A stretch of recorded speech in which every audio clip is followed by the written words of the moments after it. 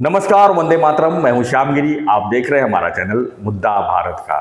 मुद्दा भारत का यानी मुद्दा है आपका। आज का हमारा मुद्दा है महाराष्ट्र के ट्रांसपोर्ट का। जी हाँ, महाराष्ट्र के ट्रांसपोर्ट इस समय काफ़ी नाराज हैं और नाराजगी का कारण है ई चालान। यह परिवहन मंत्रालय ने जब से ई चालान इशू किया है तब से जिस तरह से ट्रांसपोर्ट की व्यवस्था अगर हम कहें तो ट्रांसपोर्ट के चालकों में काफ़ी आक्रोश है। उनका मानना है कि ई चालान की वजह से उन्हें बड़ी कीमत चुकानी पड़ रही है और यह ई चालान का पूरी तरह से अवैध है और इसके लिए सरकार कुछ कर नहीं रही है। अब जो है ट्रांसपोर्ट व्यवसायी जो भी हैं यूनियन के तहत अपने 4 तारीख से हड़ताल पर जा रहे हैं, यानी 4 मार्च से वो चक्का जाम करने वाले हैं पूरे महाराष्ट्र में। अगर चक्का जाम हो जाती है, सरकार कोई उनकी मांगे नहीं मानती है, तो पूरे महाराष्ट्र में जो अर्थव्यवस्था है खासकर ट्रांसपोर्टिंग की पूरी तरह ठप हो जाएगी और इसका कारण जो है सरकार और ट्रांसपोर्ट यूनियन ही माना जाएगा। तो हमारे साथ में इसी विषय पर चर्चा करने के लिए है हैवी व्हीकल ट्रांसपोर्ट एसोसिएशन के अध्यक्ष हैं। हम इनसे जानने की कोशिश करेंगे कि आखिर में जो सरकार ने ई चालान लाई है उसमें किस तरह की खामियां हैं और क्या उसमें त्रुटि है जिसको सरकार ठीक नहीं कर रही है और इसकी वजह से क्या परेशानी हो रही है हैवी व्हीकल को और लाइट व्हीकल को, और इसके साथ ही ई चालान की वजह से और कितनी परेशानियां हैं। अगर इस पर इस समय अधिवेशन चल रहा है, अगर सरकार इस पर कोई सॉल्यूशन नहीं निकालती है तो इसका परिणाम आम लोगों पर क्या होगा। पटनकर जी, आपका स्वागत है हमारे चैनल में। नमस्कार। नमस्कार। क्या कहेंगे सर कि क्यों आप लोग स्ट्राइक पे जा रहे हैं 4 मार्च से? सरकार इसमें क्यों कुछ हस्तक्षेप कर नहीं कर पा रही है? परिवहन मंत्रालय के मुखिया हैं प्रताप सरनाईक जी, जो शिवसेना से हैं, क्या उनसे आपसे मीटिंग हुई थी? गए कुछ समय के पहले ही भी हमने ये अलगार किया था कि हम स्ट्राइक करेंगे जी। 1 दिन का 2 दिन का हमने स्ट्राइक भी किया था। उस समय परिवहन मंत्रालय में बहुत सी मीटिंग हुई थी जिसमें मैं भी था। उस मीटिंग के अंदर परिवहन मंत्री सरनाईक साहब ने हमारी एक समिति बनाई थी, कमेटी बनाई थी हाई लेवल, जिसके अध्यक्ष श्री भीमन मार थे, कमिश्नर ऑफ ट्रांसपोर्ट। लेकिन उस समय समिति को 1 महीने के अंदर 30 दिन के अंदर रिपोर्ट सबमिट करना था। उस मीटिंग का ऐलान होने के बाद में उस समिति ने सिर्फ एक ही मीटिंग ली जिसके अंदर हमने हमारी जो समस्या है वो सब समस्या उसके अंदर नमूद करके राइटिंग में बाकायदा उनको पेश। क्या समस्या क्या है? समस्या ये है कि सबसे पहले तो आज की तारीख में ये जो हवलदार, कांस्टेबल या ऑफिसर हाथ में जो इंस्ट्रूमेंट लेके घूम रहे हैं वो इंस्ट्रूमेंट ही इलीगल है। सेक्शन 167 मोटर व्हीकल रूल्स 1989 के तहत जो सेक्शन बनाया गया है उसके अंदर आपको ई चालान किस तरह जारी करना है उसके कुछ रूल्स एंड रेगुलेशन दिए हुए हैं। उस रूल्स एंड रेगुलेशन के तहत उन्होंने क्लियर साफ लिखा है कि अगर कोई भी ऑफिसर को अगर ई चालान करना है तो उसका बॉडी कैमरा होना बहुत ज़रूरी है। दूसरी बात, उसके अंदर बॉडी कैमरा जब लगाया जाएगा तो हर ऑफेंडर को, मतलब जो गुनाह करता है उसको ये बताना है उनको कि आपका रिकॉर्डिंग हो रहा है, आपका ऑडियो रिकॉर्डिंग करना चाहिए, आपका वीडियो रिकॉर्डिंग करना चाहिए, और वो प्रूफ जब तक वो पर्टिकुलर चालान का आखिरी दम तक उसका निकाल नहीं लगता है तब तक उनको उसको प्रिजर्व करना है। इसके तहत दूसरा उन्होंने प्रोविजन ये किया है कि एक जो मुख्य जो कि भारत में शहर है उनका पूरा नाम दिया हुआ है, उस स्टेट में जो रास्ते हैं, जो मेन रोड है, उन्होंने उसको लोक संख्या के ऊपर उन्होंने तय किया है कि इतनी लोक संख्या होंगी तो उनको गली कुपचे में कैमरा लगाना जरूरी है और कैमरे के थ्रू ही वो चालान कर सकते हैं। ये 2 ही तरीके उन्होंने वहाँ पर दिए हुए हैं। अभी दूसरा प्रोविजन उसके अंदर ऐसा भी है कि अगर आपने ई चालान किया और के 90 दिन के अंदर उस ई चालान को आपने कोर्ट में केस दाखिल नहीं किया तो वो particular e challan automatically null and void हो जाता है, मतलब बाद हो जाता है।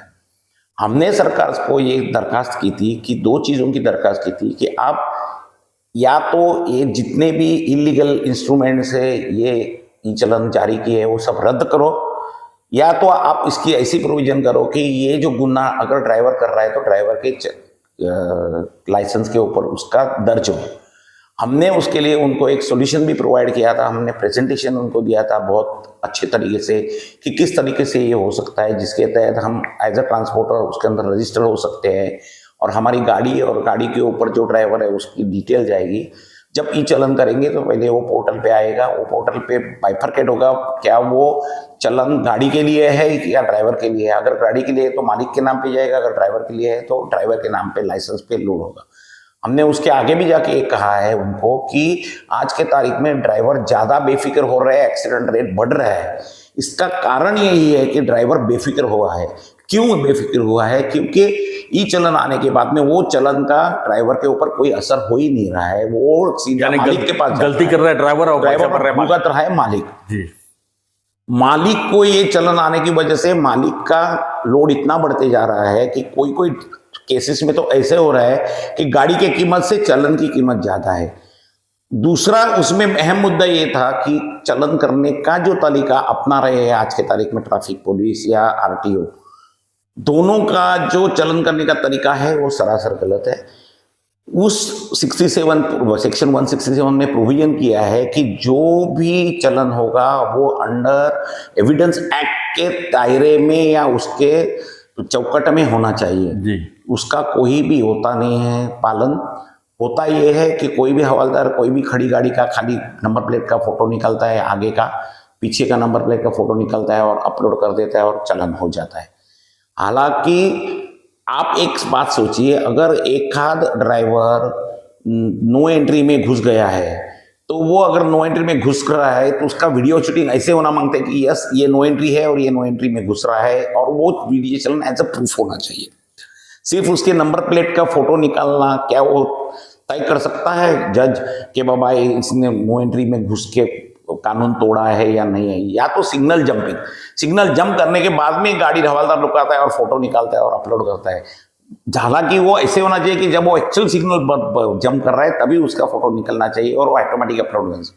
हमने गवर्नमेंट को साफ कहा था कि आपको ई चलन की प्रणाली जो है वो ऑटोमेशन कीजिए, जहाँ के कोई भी चलन मैनुअल मशीन से नहीं हुए।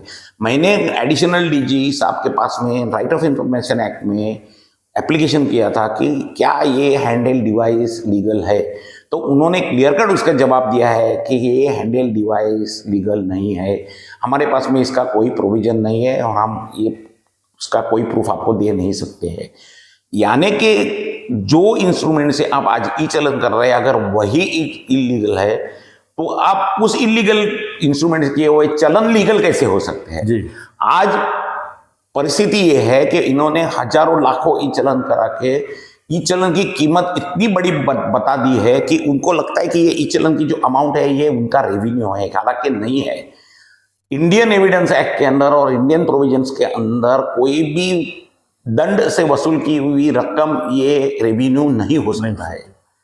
और ये हमने 1000 बार उनको कहा है, पत्र व्यवहार किया है, लिखित में दिया है, जब हमारी मीटिंग हुई तब इसको एम्फसाइज किया है, लेकिन सरकार के पास सरकार की इतनी निष्क्रियता है कि उनको इसके बारे में कुछ करने में रस ही नहीं है। किसको जिम्मेदार मानते हैं जो हो नहीं पा रहा है? हम जिम्मेदार मानते हैं एक तो सेंट्रल गवर्नमेंट को, जिन्होंने ये सेक्टर मॉडिकल रूल्स डिजाइन किया, लेकिन उसका पालन हो रहा है कि नहीं हो रहा है उसके ऊपर कुछ ध्यान नहीं दिया। दूसरा हम दोष देते हैं सरकार को। सरकार ने जो कोई भी कानून अगर आपको लागू करना है, अगर वो पब्लिक को इफेक्ट हो रहा है तो पब्लिक का उसके ऊपर क्या ओपिनियन है वो जाने बगैर उस कानून को लागू करना ये सरासर गलत है, ये अन्यायकारक है जी। क्योंकि जो एक्चुअल अफेक्टेड पर्सन है वो अफेक्टेड पर्सन को क्या दिक्कतें हैं वो सुन के लेना और उसका अंतर्भूत उस कायदे में करना ये सरकार का काम है, वो तो सरकार नहीं कर रही है। इसके अगेंस्ट आपका किस तरह का एक्शन होगा 4 तारीख से? अभी हम 4 तारीख को जो हमने एजुकेशन करने का तय किया है उसके अंतर्गत हम लोगों ने कम से कम 1 लाख गाड़ी हम लोग लेके आजाद मैदान जाने वाले हैं 4 तारीख को सुबह में। और जब तक इसके बारे में कोई ठोस निर्णय लिखित में या ताबड़तोड़ जीआर नहीं निकलता है तब तक हम लोग ये एजुकेशन को यानी कि रोकेंगे नहीं। साउथ मुंबई पूरी जाम करने जाम की खाली साउथ मुंबई नहीं तो हम लोग पूरे महाराष्ट्र को जाम करने वाले हैं। हमने हर एक ट्रांसपोर्टर को महाराष्ट्र को बोला है कि जहाँ जहाँ तुम्हारी गाड़ी रहेगी 4 तारीख के बाद वहीं पे गाड़ी खड़ी रहेगी, भले वो रास्ते में रहने दो, गोडाउन में रहने दो, भरने को रहने दो, खाली करने को रहने दो, या आपकी गैरेज में रहने दो, कहीं भी रहने दो, गाड़ी वहीं पे खड़ी होगी।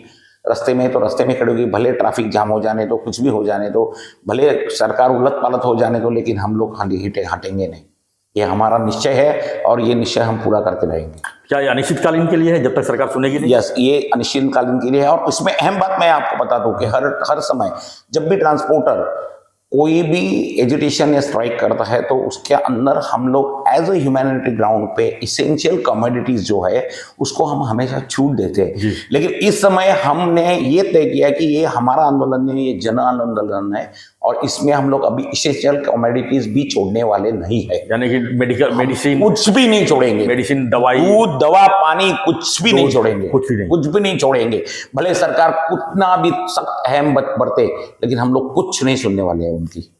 ये हमने धन्यवाद पाटनकर जी।